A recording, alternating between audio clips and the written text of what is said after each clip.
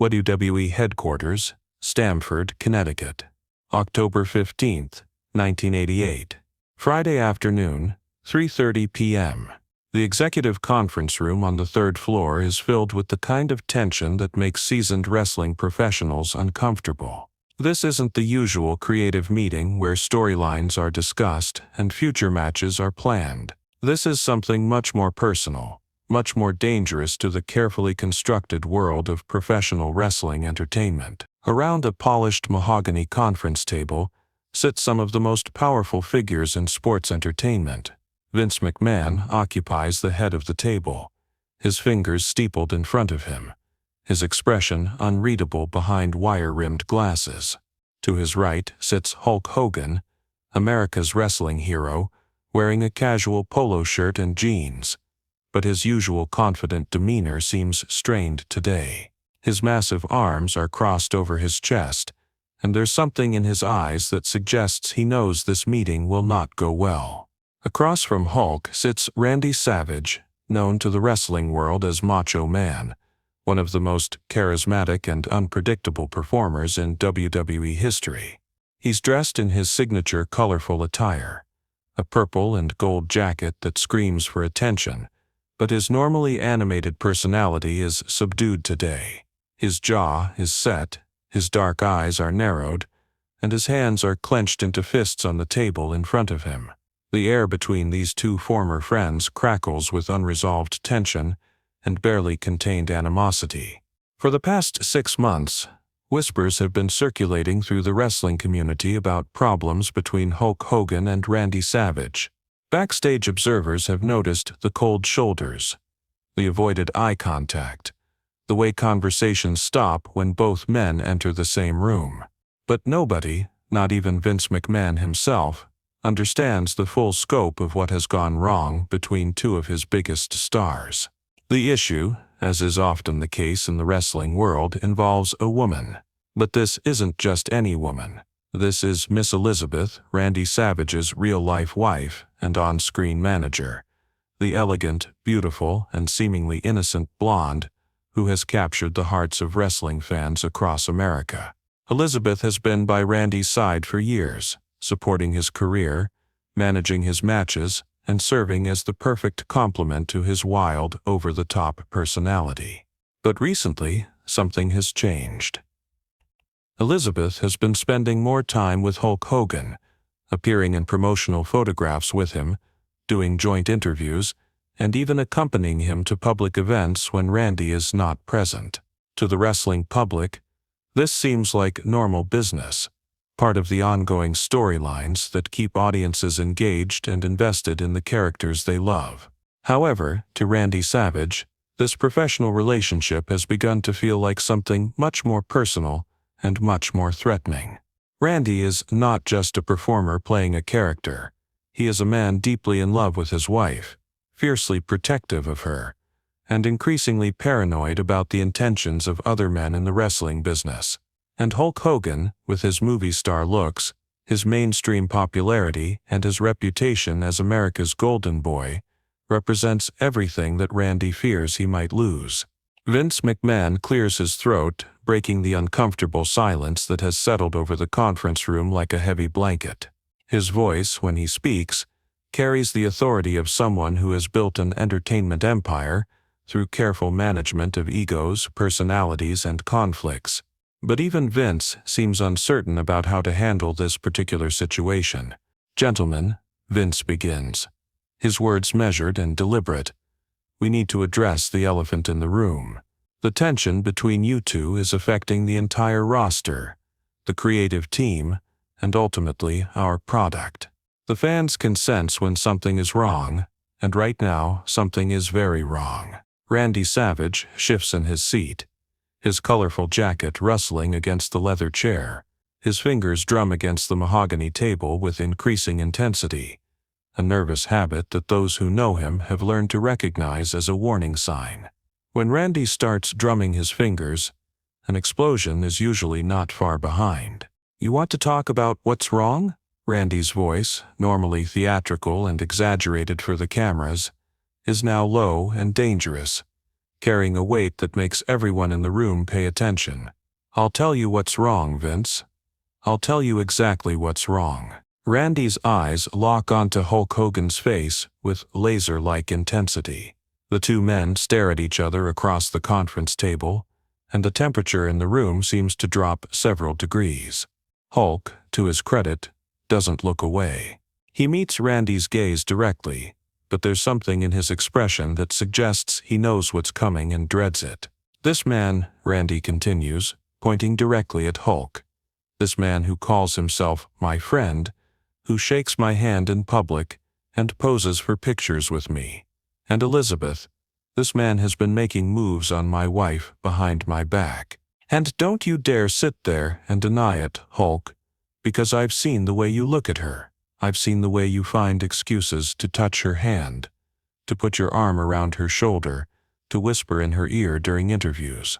The accusation hangs in the air like a toxic cloud. Vince McMahon's eyes widen slightly, not because he's surprised by the allegation, but because Randy has chosen to voice it so directly and aggressively in a business meeting. In the wrestling world, personal issues are supposed to be kept separate from professional obligations, but Randy Savage has just obliterated that boundary with a few carefully chosen words. Hulk Hogan's face flushes red, not with embarrassment but with genuine anger. His hands, which had been resting calmly on the table, now clench into fists that could easily crush bones. When he speaks, his voice carries the controlled fury of a man who has been unjustly accused of something he considers unthinkable. "Randy," Hulk says, his voice steady, but with an underlying current of steel, "you need to be very careful about what you're saying here. Elizabeth is your wife, and she's my friend, but there has never been anything inappropriate between us. Never. The fact that you would even suggest such a thing tells me more about your own insecurities than it does about my behavior." The words hit Randy Savage like physical blows. His face contorts with rage, his normally pale complexion turning a dangerous shade of red that clashes with his purple jacket.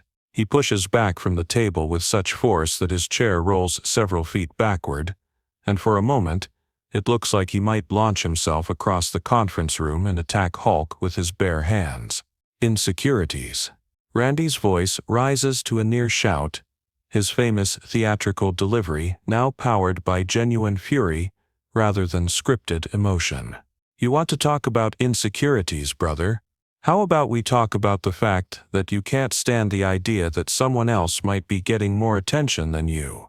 How about we talk about the fact that you've been undermining me with management, trying to position yourself as the only real star in this company?" Vince McMahon raises his hand, attempting to restore order to what is rapidly becoming a personal war rather than a business meeting. But Randy Savage is beyond listening to authority figures or considering professional consequences.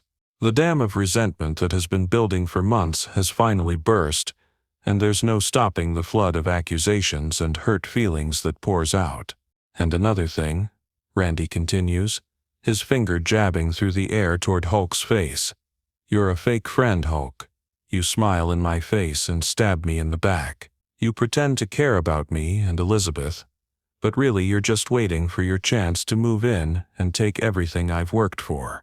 You're not the hero everyone thinks you are. You're just a selfish, manipulative politician who uses people and throws them away when you're done with them." The words "fake friend" seem to echo in the conference room with particular resonance.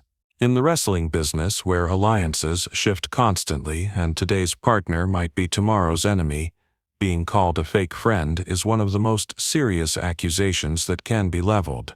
It cuts to the heart of trust, loyalty, and authentic human connection in a world where authenticity is often difficult to find. Hulk Hogan sits perfectly still for exactly 8 seconds, his expression cycling through surprise, hurt, anger, and finally a cold determination that his closest friends would recognize as dangerous. During those 8 seconds, the entire conference room holds its breath. Vince McMahon stops shuffling papers. The secretary in the corner stops taking notes, Even the air conditioning seems to quiet down, as if the building itself is waiting to see how America's wrestling hero will respond to being called a fake friend by one of his supposed allies. When Hulk finally speaks, his voice is barely above a whisper, but it carries more authority and menace than any shout could have conveyed. Every word is precisely chosen, delivered with the kind of controlled intensity that comes from years of dealing with challenges both inside and outside the wrestling ring. "Randy," Hulk says, never breaking eye contact, "I have been your friend for years. I was your friend when you were struggling to get noticed in this business. I was your friend when you were worried about Elizabeth's safety on the road. I was your friend when you needed someone to talk to about the pressures of being a top performer in this industry. And I have never ever done anything to betray that friendship." Hulk's voice grows slightly stronger, but remains controlled, measured, and utterly convincing in its sincerity. "If you choose to believe that I would betray you and your marriage based on your own paranoia and jealousy, that's your choice. But don't you ever call me a fake friend again, because there's nothing fake about the loyalty I've shown you, even when you didn't deserve it." The silence that follows is deafening. Randy Savage stares at Hulk Hogan, his mouth slightly open, as if he's seeing his former friend clearly for the first time. The rage that had been consuming him moments before begins to fade, replaced by something much more complex: doubt, regret, and the slowly dawning realization that he might have just destroyed one of the most important relationships in his professional and personal life. Vince McMahon seizes the moment to reassert control over the meeting, his voice cutting through the tension like a knife through butter. "Gentlemen, this is exactly the kind of personal drama that we cannot afford to have affecting our business. Randy, your concerns about Elizabeth are noted, but they need to be addressed privately, not in a business context. Hulk, your loyalty to your friendships is commendable, but we need to find a way to move forward professionally regardless of personal conflicts." But the damage has been done. Randy Savage looks around the conference room, suddenly aware that he has just aired his most private fears and insecurities in front of his boss and colleagues. His hands, which had been clenched into fists, slowly relax and fall to his sides. The fight seems to drain out of him all at once, leaving behind only exhaustion and embarrassment. Randy starts to speak, then stops. He looks at Hulk Hogan, who is still sitting perfectly still maintaining that steady, unwavering gaze. For a moment, it seems like Randy might apologize, might try to take back the words that have just irrevocably changed the dynamic between two of wrestling's biggest stars. Instead, Randy Savage stands up from the conference table, adjusts his purple jacket with whatever dignity he has remaining, and walks toward the door. Just before he reaches it, he turns back one final time, his voice much quieter now, almost vulnerable. "Hulk," he says, "I hope you understand that everything I said came from a place of caring too much, not from not caring at all.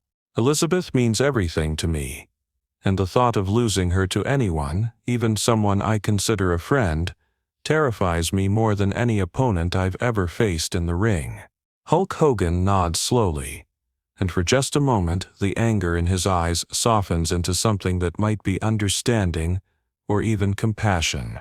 "I know, Randy. I know exactly how much she means to you. That's why I would never do anything to come between you two. I hope someday you'll believe that." Randy Savage opens his mouth as if to respond, then thinks better of it.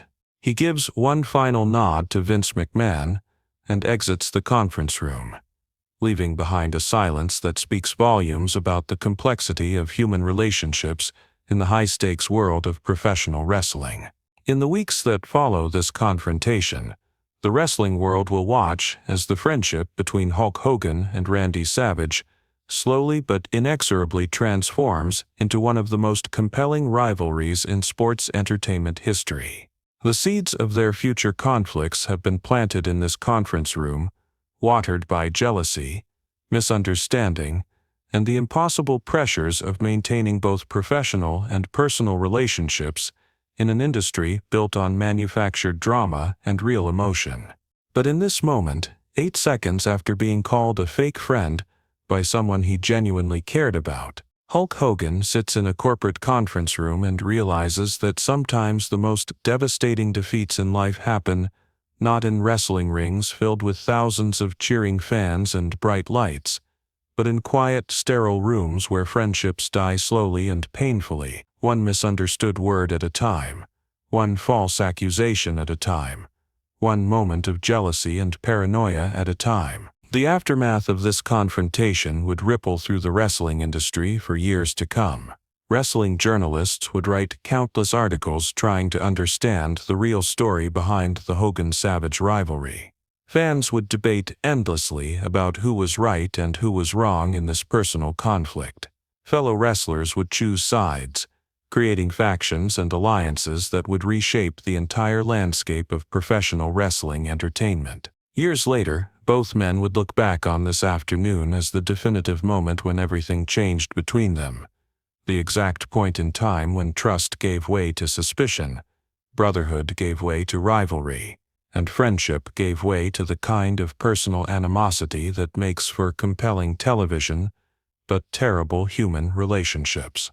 The wrestling fans would ultimately benefit from some of the most memorable matches and storylines in WWE history as a direct result of this personal conflict, but the cost would be measured in friendship lost, trust destroyed, and relationships that could never quite be repaired to their original state. Randy Savage would eventually come to realize that his fears about Hulk and Elizabeth were largely unfounded, products of his own deep-seated insecurity and the paranoid thinking that sometimes accompanies fame, success, and the constant pressure of performing at the highest levels of professional athletics. Hulk Hogan would continue to maintain his complete innocence and his genuine care for both Randy and Elizabeth throughout the remainder of his career. But the accusation of being a fake friend would haunt him for decades to come, serving as a painful reminder that in the wrestling business, the line between personal truth and professional necessity is often impossibly thin, and sometimes good people get hurt simply because they care too much about maintaining relationships that were probably doomed from the beginning.